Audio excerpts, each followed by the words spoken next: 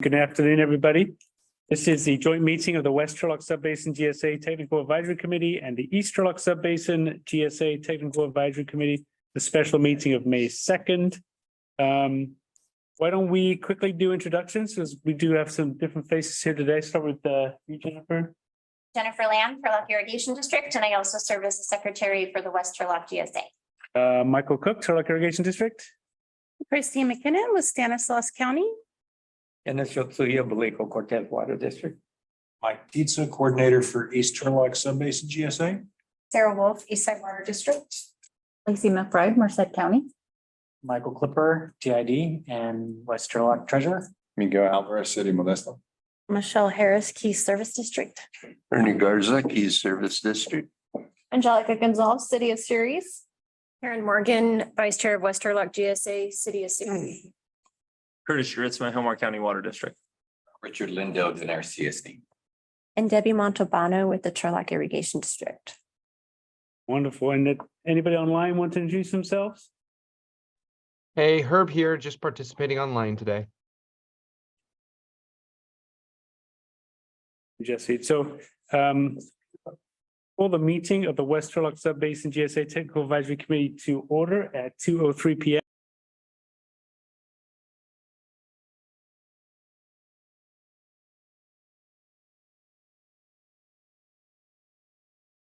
Community Services District and Denair Community Services District and City of Modesto.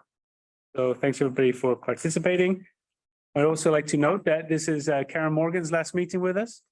So I'd like to call this meeting to order on her behalf, in her honor. And we do have cookies out front. So if you would help us out the cookie and an agenda, please feel free to do so. So Karen, we're going to miss you.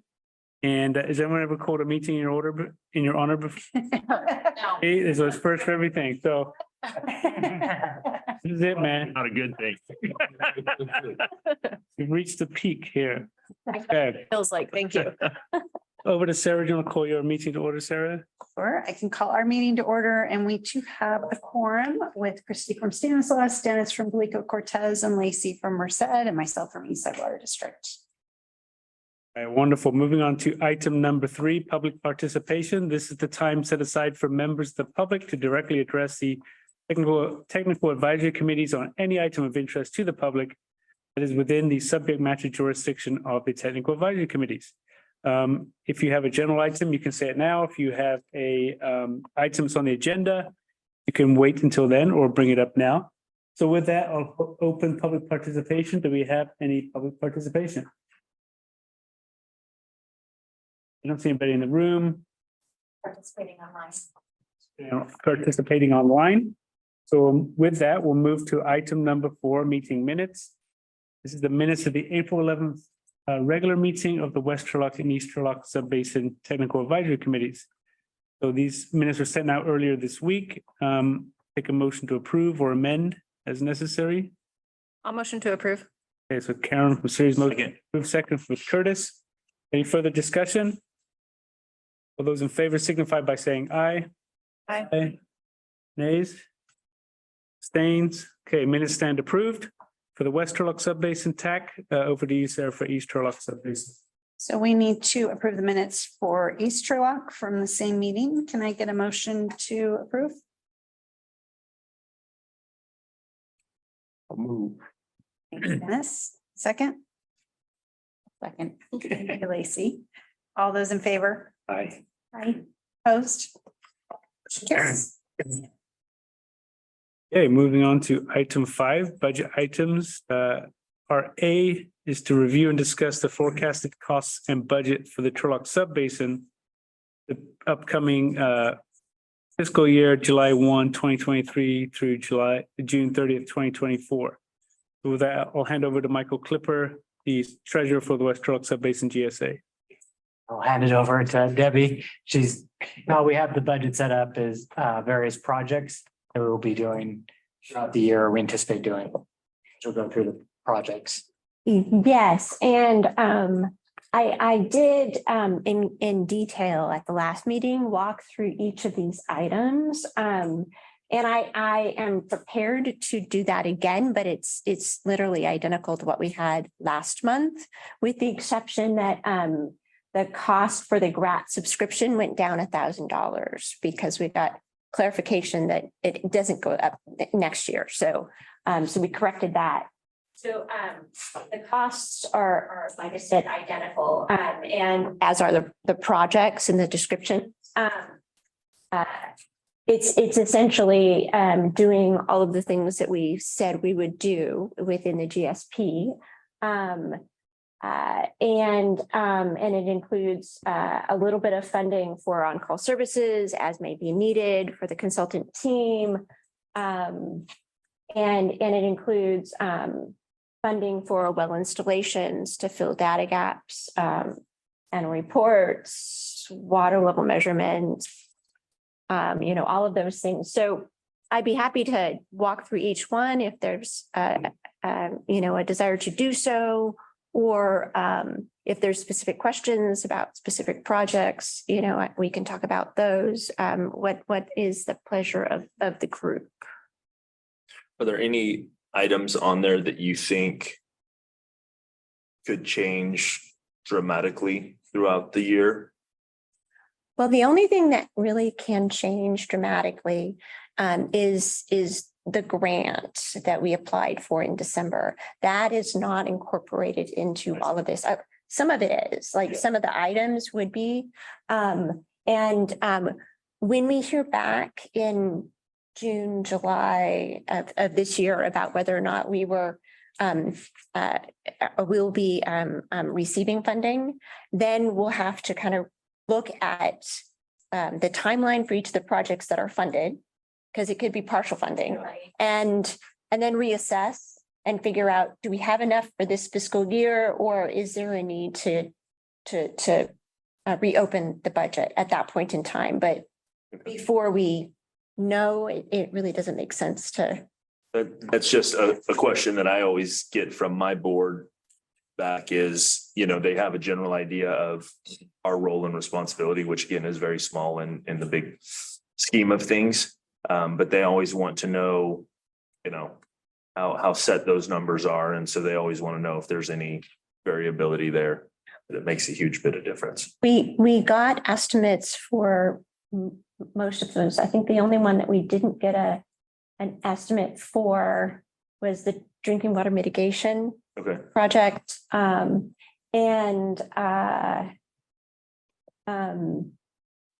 the annual report was kind of based on what we've done in the past, so it's probably pretty close. Yeah. So and there is a little bit of, the data management system could be a little less, or it could be, we don't know exactly yet. So that one's an estimate, but I don't see it changing hugely. Very good. Thank you. Any other questions? Questions for Debbie? Thanks for that, Debbie. As she mentioned, we did go over this last time. And this is an action item because we would like to take the the budget to the board on May 11th, so a week from Thursday. So with that, I'd ask for a motion. Move to approve. Yes. Oh, sorry, Michael, you. It's basically the same thing. This is just all those projects broken out per member. Wonderful. That was a question I had last time. What is the impact to my particular agency? So thank you, Michael, for. Yeah. What's ours? I can't see it. 37. We charge Hillmar a little bit more. Already up their percentages. Well, it makes me feel bad about even asking the budget question when that's the number that we're dealing with, but they're the ones that employ me. Those are the impacts per agency. Michael, have you emailed that out yet? Or, No, I don't think I have. okay, Just about to ask that, if you can email that out. Yes, that would be helpful. Yeah. That'd be great. Thank you. I don't see keys on there. Is that because we're an associate member? This is the cost for the projects, which you guys aren't Oh, part of. Yeah, so we'll invoice you, just your And membership dues don't really. Total, I think, is on the far right. If you could scroll just a little further. Going a little more. There you go.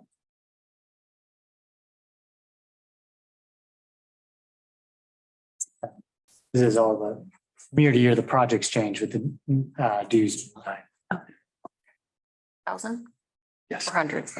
1,000. You could tell me anything right now and I'd believe you. Richard, did you make a motion to approve? Did I hear that? I did. Oh, Curtis did. I'll second. And Richard, you second, so a motion and a second to approve the projected budget for the upcoming fiscal year, which we'll take to our board of directors on May 11th.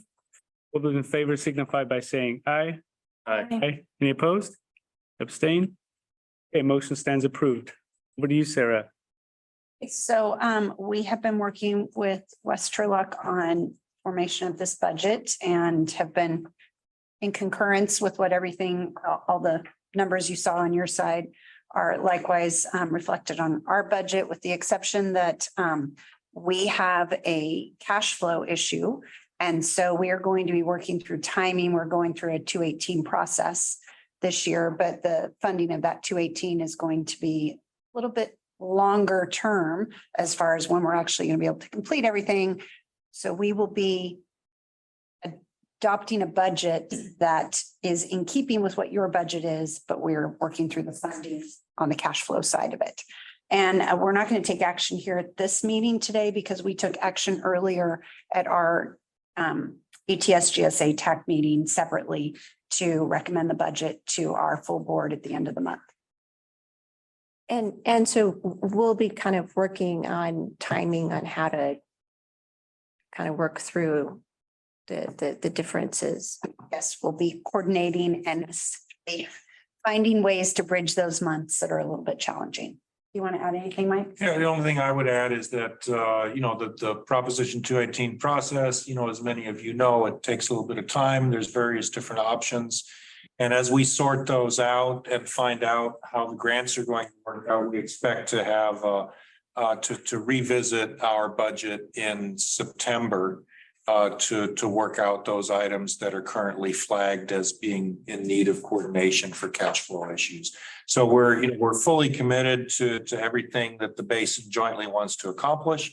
And this is just a reflection of the fact that, we need to work through some details to make sure that we don't overstep in adopting some budget items that may be funded a little bit differently. Okay, so the minutes reflect no action was taken by the East Turlock GSA Technical Advisory Committee. So on to item 5B, the overview of the revenues and expenditures for the West Turlock Subbasin, East Turlock Subbasin GSAs. Michael, you got that one? Yes. So for the West Turlock, the balance as of a couple of days ago, April 30th, we had $494,759.81 in the West Turlock account. For the basin account, we had $601,228.81 as of the same date.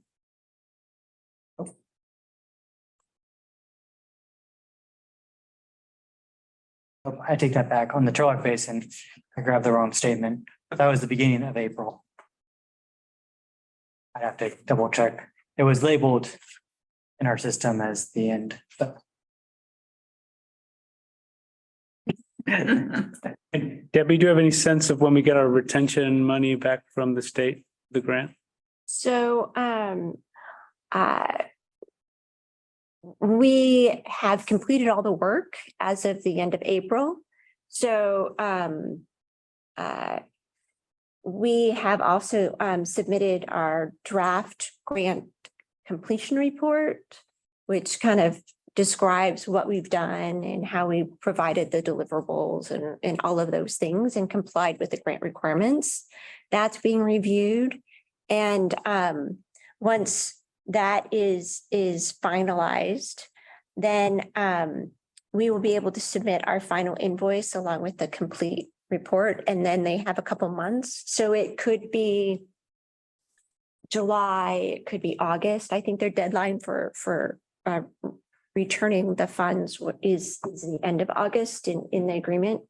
So somewhere around in there, I would imagine. And it's a total of $200,000. I think it's like 10%.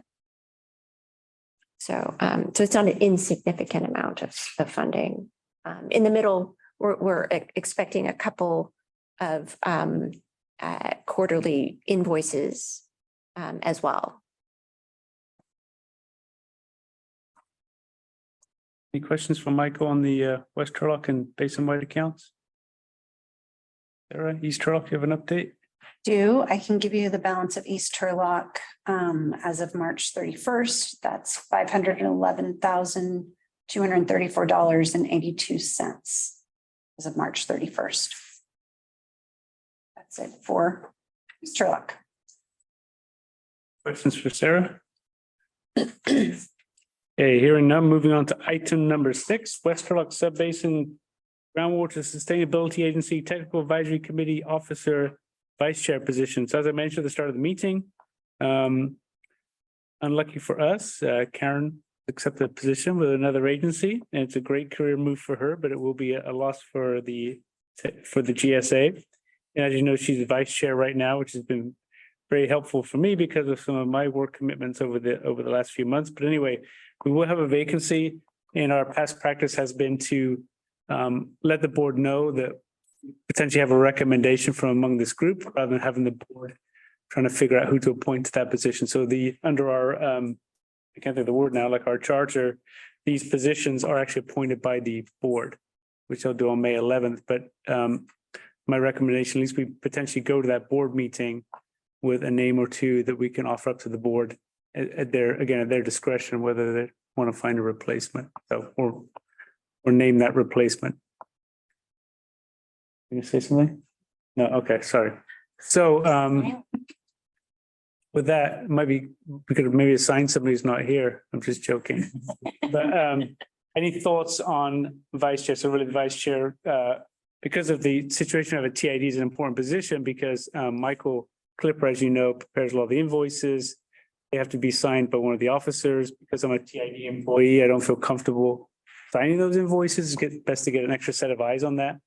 So Karen's been instrumental in keeping the invoices signed. We're saying go on to the chair or the vice chair of the board, and also chairing meetings as necessary and participating in various ad hoc groups and committees and subcommittees we have. So it is a little bit of a step up in commitment than you ordinarily have as a member of the TAC. But again, things are going well in our group, and it's good to have somebody else on board. So with that, any thoughts on a replacement for Karen's position? Miguel, you got any interest? That's what I was looking at. I guess if you guys don't have anybody else. I think Miguel would do great. I concur. Miguel, do you think Miguel will be great? You know what? I don't know, Michael. I like that. My kind of guy. Can find out, no? Right. We'll give you all the training you need. The really short training manual.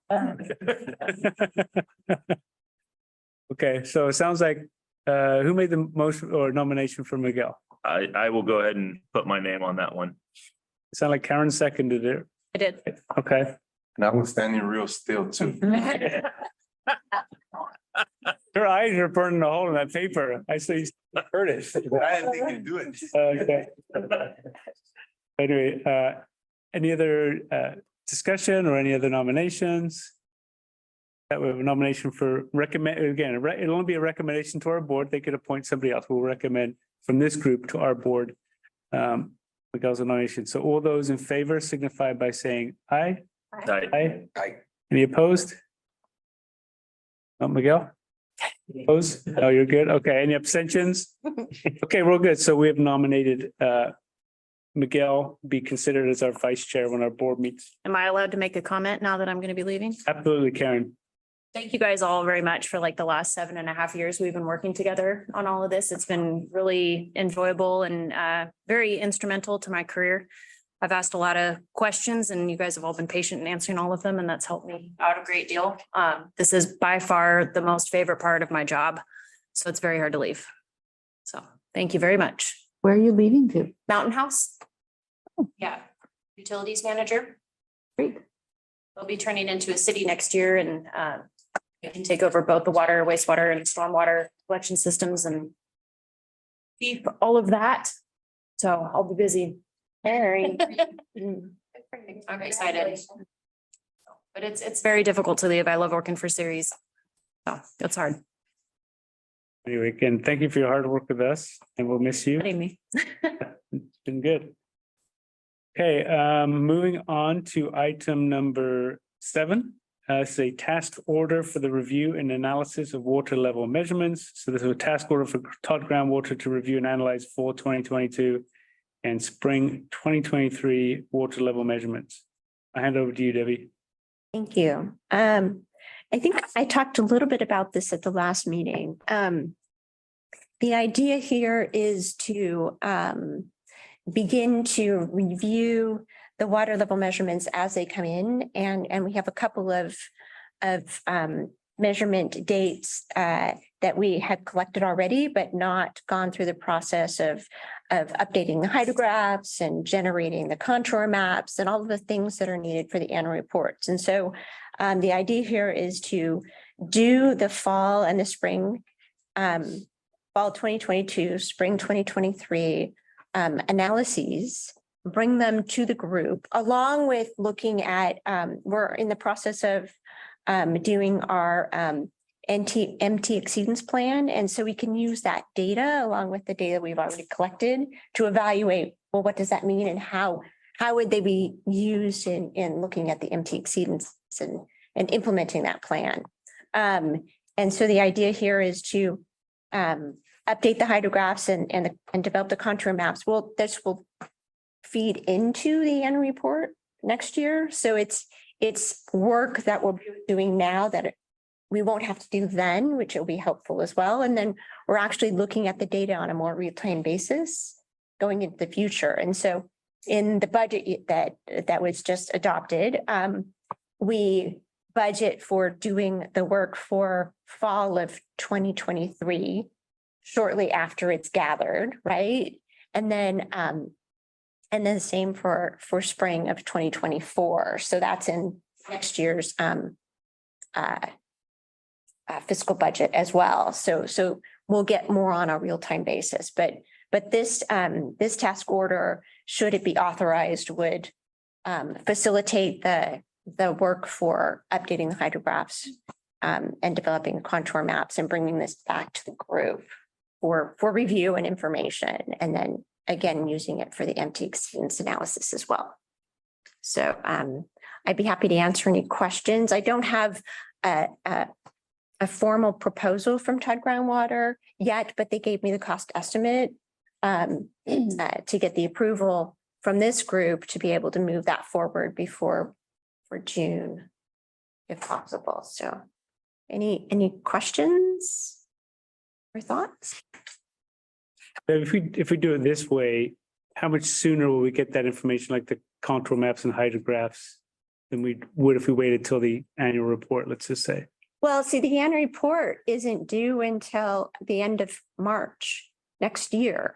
So we wouldn't have that data until January, probably next year. And so it's much more timely, which I think is important. I mean, we're supposed to be looking at the data and managing the subbasin. And so waiting until the annual report just doesn't seem to make sense. We've done that the last couple ones because we've just kind of started the process, but I think the intent is to gather the data, look at it, and manage the subbasin that way. And it gives us time to look and see, are there things that we should be doing? And then we can report on those when we have to submit the next annual report, rather than saying, oh, well, this happened and we're going to be doing this. I mean, it puts us in, I think, a better spot. So I guess is what I'm saying. We'd be looking at this information in, say, June or July rather than December. Mhm. And so we'd have a sense where the basin's heading, well ahead of time. And frankly, though, in the future, it'll be even sooner. Okay. Yeah. So in this instance, we're looking back at October's measurements and March, April measurements. Is there a significant difference in cost by doing it this way rather than waiting to the end of the year? The only difference really is is the discussion at the TAC level and the GSA level of updating on what's actually happening. The actual analysis would be the same. Having Todd, for instance, come to an additional meeting, that would be an Mhm. additional cost, but not, the other stuff's all the same. Okay. Yes, All right. and preparing the presentation and that, yeah. Yeah, so that there's a little extra cost, but I think it's more meaningful and it puts us in a better spot. So if we're finding something, it gives us time to do something about it rather than trying to backpedal after the fact. Gotcha. So the estimated 35,000 now kind of offsets, we would have been paying that later, but now we're paying it now, plus a little extra for the presentation. Yes, And then my second question is, this is for 22-23, but it sounds like this is something that we would do every year. yes. Is the task order gonna do it every year? Is the task order just for this year? It's just for this year and then we'll have another one for next year. We're trying to kind of catch up for where we've been in the past. Yeah. The questions for Debbie? I just personally, it makes sense to me because I get questions from my board members, like, how is the aquifer doing? What's going on? And to give them more timely information is good. And they're just members of the public, we get great participation. People like Milt Treeweiler and asking questions. If we have that information readily available in June or July and say, well, instead of saying, hey, come back in December, we'll let you know. I think that would be good in terms of our mission in terms of managing the basin and keeping the public informed. So. Transparency. Just some transparency also. Exactly, yeah. Yeah, I think it just looks like we're on top of stuff more. And if we get good news or bad news, it's always good to get it sooner rather than later. Yeah. And also, frankly, it'll lessen the load at the end time. I mean, there's so much to go through that it's a bit overwhelming. And so kind of do it in pieces this way. We're kind of working through things over time as opposed to trying to wrap it all at once in a short period of time. Yeah. Okay, sounds good. So this is an action item. And if we're in agreement, I do need a motion authorizing the West Turlock Subbasin Act Chair to initiate a task order for Todd Groundwater to review and analyze the fall 2020 and spring 2023 water level measurements in the amount of $35,000. Motion? I'll motion. Karen's, Repeat the whole thing. oh, Second. second from Curtis. Any further discussion? All those in favor signify by saying aye. Aye. Any opposed? Abstain? Motion stands approved. Over to the East Turlock Subbasin Act. So we need to approve the same and it's in our budget as well. So I'd be looking for a motion to approve the same action. I can make the motion. Thank you, Christy. Second. Dennis. Thanks. All those in favor? Aye. Opposed? Motion carries. Okay, wonderful. Okay, on the home stretch now, item number 8, Sigma related updates. This is the opportunity for TAC members to provide updates and discuss items not on the agenda that don't need any type of action. When we have communication outreach, Herb, you able to do something remotely there? Yeah, I just have two items. The first would be, upon the adopted budget that's listed in there with some of the outreach funds, we are going to translate the website into multiple languages, at least Spanish, and depending on costs, we might go into 2 other languages, but more on that coming. And then secondly, I am going through the process of uploading past minutes to the website. Obviously, we have agendas and we also have the presentations that are presented. But sometimes slipping through the cracks would be minutes. And so I've acquired those from Jennifer and from Karen, and we're going to be uploading those to the website for documentation purposes. And that's my short update for this meeting. Thank you, Herb. Okay, next item, water level monitoring. Debbie? Yeah, so I did want to mention that I received an email from the Department of Water Resources indicating that although Sigma only requires semi-annual water level monitoring, they're asking the GSAs to consider doing monthly water level measurements. They are in the process of doing that for the wells that DWR monitors. And they're wanting to better understand how the recharge that may be occurring now is influencing water levels, where the true highs and lows are within the subbasins. And I think this was a email that was sent out to all the subbasins. It wasn't just ours. And so I believe that on the west side anyway, most of the agencies are monitoring those wells on a monthly basis anyway, or the majority of them. And so, we could collect that information and then report it whenever we report the water level measurements. So, it wouldn't necessarily be monthly because that would be a bit much. And historically, I think we've gathered whatever information was available and added it to the hydrographs. So we can do that as we update the hydrographs and that sort of thing. And it's just additional data measurements. So that would be kind of what we would, I think, propose on the west side. But the east side, I don't think goes out physically and monitors the wells, although they have transducer data that I think has been used in the past and could be. But we'd have to kind of think of how that would work. I just wanted people to be aware that they're requesting that at this point. It's not a requirement, but it is something that is being requested. But I think does East Turlock, Mike, does each Turlock have transducer data for each of the wells or? We do not for each. I think we Okay. have currently, I need to verify either 22 or 24 wells with transducers.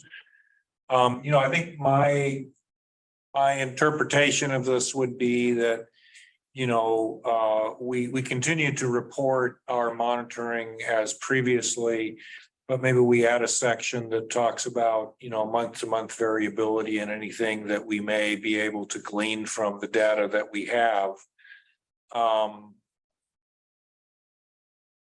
I would see that as probably being something that we put a fairly nominal effort into at this point. But there's probably no harm in adding a short section that talks about the monthly data gleanings. I would not, I would going to more than that doesn't necessarily have value. And so, I think my recommendation to East Turlock Subbasin GSA would be,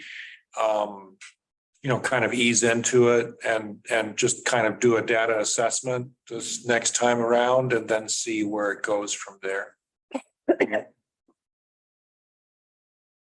And I think that's fine. I mean, it's not a requirement. I mean, that, was made clear in the email. As far as I know, the West doesn't have transducer data on any of the wells. So it's a slightly different situation between the two GSAs about what, data might be available, but we do, gather that information. And I don't think historically we have submitted the data to DWR in their database, because I think it's been specific to the compliance monitoring. So I think, but we have looked at it in at least the transducer data and the additional data I think that TID has gathered for the wells and the hydrographs and that sort of thing. So I think it's consistent with what we've done in the past. they're just asking for additional information, I think. And I would imagine that in the future, they're probably going to ask for that data to be reported. And that's one thing we haven't been doing. We've just kind of incorporated the annual reports. Yeah, again, I think that the value depends on the data. And so typically for monitoring and compliance at individual sites, like let's say, for example, a leaking underground storage tank site, typically they go to quarterly or semi-annual data, although in some cases they say until you know your site, sample on a, monitor on a monthly basis. So, it's not a given to me that that there's sort of a uniform benefit that warrants a particular level of scrutiny, such as actually reporting monthly data for each well in each report, which would be quite a bit of additional work. My thought, and this is something that could be discussed later, but my thought would be that you do things such as looking at for data for wells where you have the data. Are your semi-annual levels that you're reporting actually reporting the maximum and minimum levels? That's something that's fairly easy to glean from monthly data or from a transducer hydrograph. And if not, by how much is it off? When did the lows or the highs actually occur? Those kinds of things, I think maybe warrant, a look before you assume that the data have value.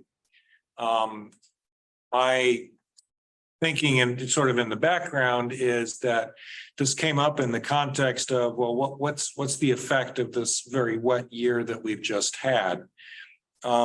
Typically for sites where you have a depth of groundwater that's in the tens of feet to over 100 feet, you might not expect to see direct recharge for quite some time. So I wouldn't necessarily assume that we can glean a lot of information about recharge in the short term from this. It's more likely that what you'll get is information regarding how heavily are you actually pumping your subbasin and when does that pumping begin? Oh, just some thoughts. Yeah.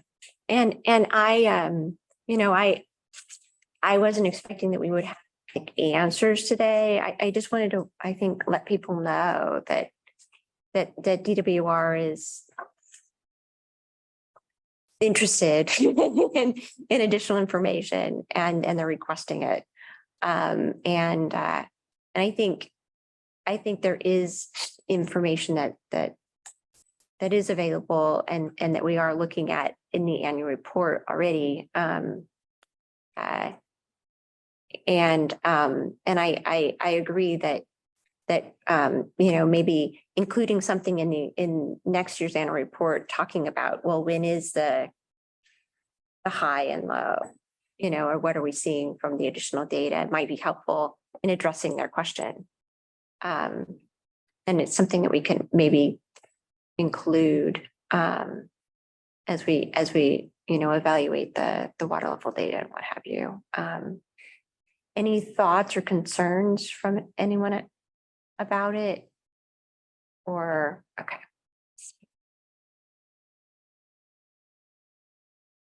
More data. I think they're probably also going to link it pretty closely to domestic wells for drinking water. And so I think that's probably a big driver for them wanting more regular rather than actual overall groundwater pumping with respect to Sigma as a whole. I think they're trying to see what recharge is doing with respect to groundwater levels as it relates to domestic wells more so than probably anything. You might very well be right. Yeah. I agree with Mike. I think we should do it as to the extent we can, but just not bend over backwards to do something maybe isn't directly impactful to our program. Understood. Yeah.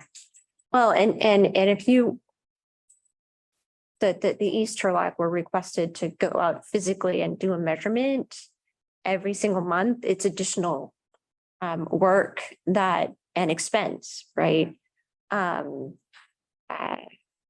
on the west side, it's kind of being done already in a sense. So it's just not being uploaded into a database at DWR, it's being incorporated into whatever data we have for the annual report, so it's somewhat consistent with the transducer data that you all are gathering. So, yeah. Yeah. Well, more to come probably on that, on water level monitoring. Groundwater modeling, Debbie? I didn't have anything on Okay. that. I'm going to be working with, other than to indicate that we do have model improvements that are planned for this year. The idea is to begin that work and complete it so that we can use an updated model as we move into the annual report this next year. And so that work is going to be beginning here. We do have a contract in place. I just need to kind of work with